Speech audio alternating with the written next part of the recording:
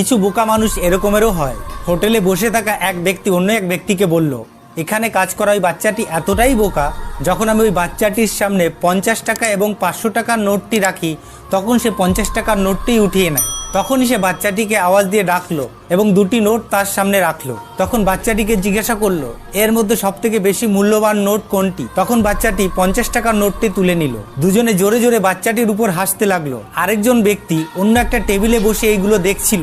সেই ব্যক্তি ওই দুজনে চলে যাওয়ার পরে ওই বাচ্চাটিকে ডাকলো এবং বলল, তুমি কেমন বোকা ছেলে ভাই, এত বড় হয়ে গেছো তাও তুমি নোট চেনো না? তখন বাচ্চাটি মুসকি মুসকি হাসলো এবং বলল, এই ব্যক্তিটি কোনো না কোনো দিন একটি তার বন্ধুকে নিয়ে আমার বোকামি দেখাতে নিয়ে আসে, আর আমি 50 টাকার নোটটি তুলে নিই, আর এইভাবে সে খুশি হয়ে যায়। যেদিন আমি 500 টাকার নোটটি তুলে নেব সেই দিন এই খেলা বন্ধ হয়ে যাবে। আর এই পর্যন্ত আমি 50-50 করে আমি 5000 টাকা নিয়ে নিয়েছি। প্রত্যেক জায়গায় বুদ্ধি দেখানোর প্রয়োজন।